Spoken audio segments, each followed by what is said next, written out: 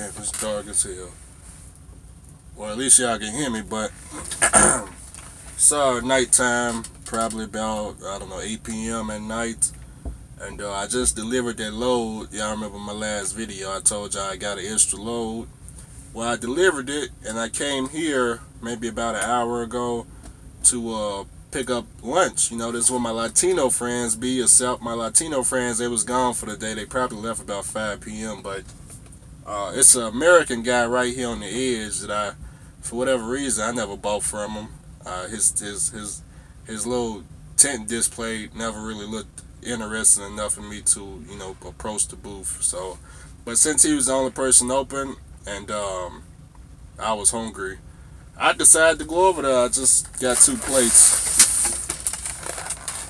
I got 2 plates of fajitas. I don't know if it's too dark to show y'all. Let me. Hopefully it's good. Oh, wrong button. Maybe y'all can kind of see it. Looks like it might be too dark. Okay, there we go. Got 2 plates of fajitas. I haven't actually tasted it, so I don't know if it's good. It looked good, but I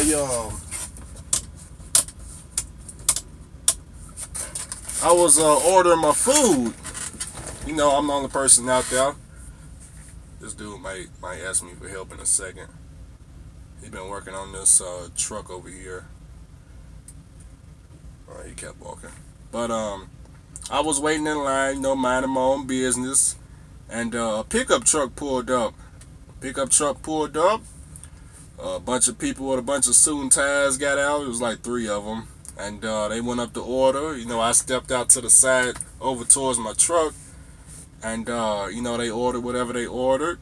And the way it works here is they cook everything fresh, so no matter what you order, it's at least 10 to 15 minutes a person. I don't even know what they ordered, but they ordered their food, and you know, I had my lights on my truck, so you could. It's lit up. It's nighttime. It's lit up, and the guy goes, "Hey man," he said, "Is that your truck?" I said, "Nah, this truck right here." I said, "I drive it, but it's just a company truck." He said, "Man, that thing looks nice." He said, "You ever thought about getting your own truck?" I said, "Yeah, I thought about it. I definitely plan to get my own truck." He said, "Cool." He said, "Hey man, you I see you got sandbox." He said, "Do you work in the area?" I said, "Yeah, I just delivered a load down the road down here." He said, "Oh, you work for Chevron?" I said, "Yeah, I do. Obviously I deliver the sand out to the frac sites out there. Chevron own this whole area, okay?" But he was like, "Cool, man." He said, "I work for Chevron too." He said, "You know, we building a new oil refinery in the area."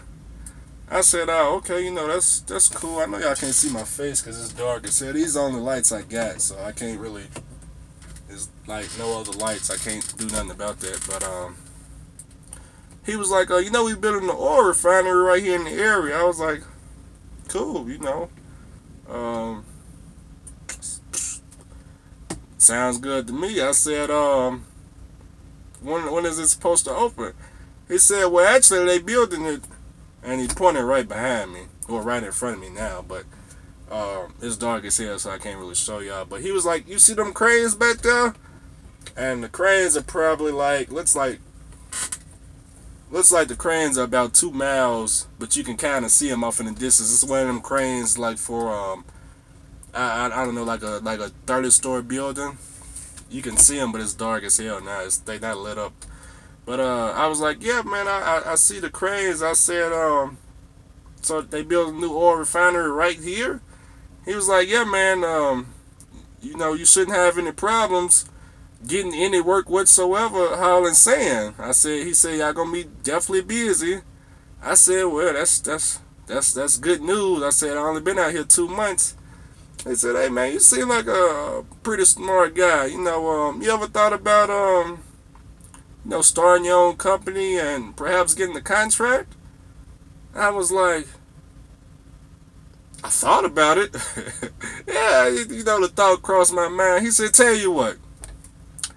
He said, "You know, it's pretty easy to get a contract with an oil refinery, man. You know, that's our oil refinery. You know, he has a suit and tie on." He said, you know, we plan to open it in about a year or two. It's about 15 miles long or wide, or he either said long or wide, but he said if you noticed in the area right here, they've been drilling, well, not drilling, they've been putting in pipelines along the road. I said, yeah, I noticed that. What's the pipelines for? He said it's for the oil refinery that's about to open.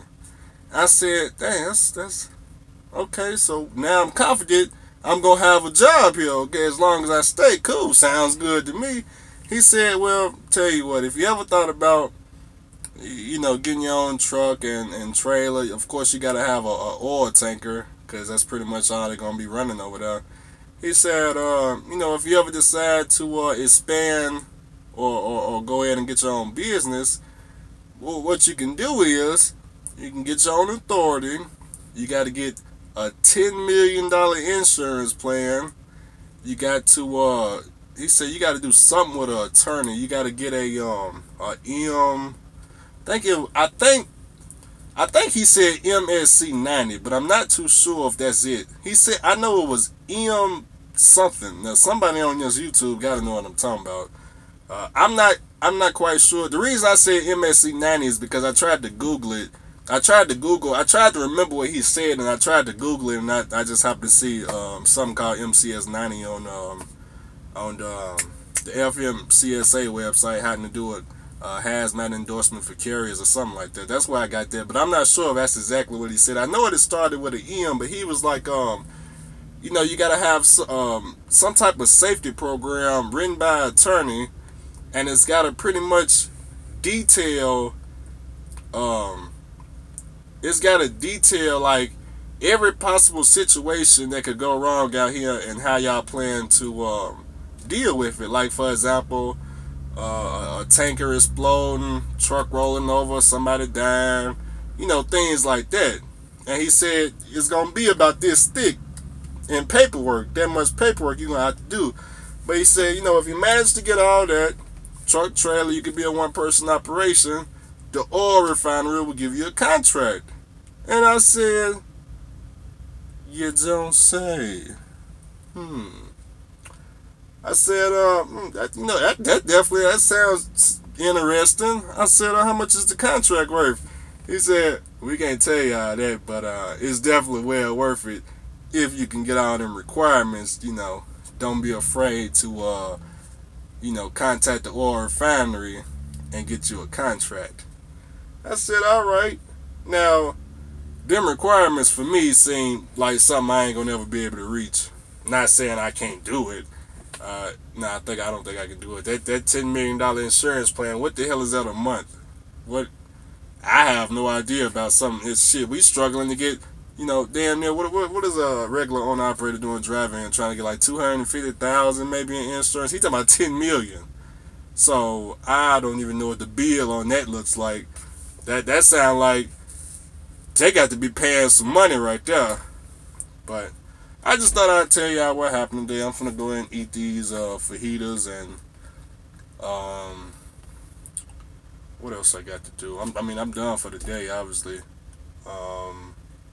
Actually, I got to run down to another city down here. I gotta switch out trailers. Turns out I did not know that this trailer didn't have a damn license plate on it, and I had I ain't gonna tell you how I found out it didn't have a license plate. I'm gonna go ahead and tell y'all. So the mechanic had it actually been knowing it didn't have a license plate on it for a minute, but the mechanic that had put the air tank on, I don't think I released that video, but no, I didn't. There was a mechanic that had originally fixed my air tank so I can get back down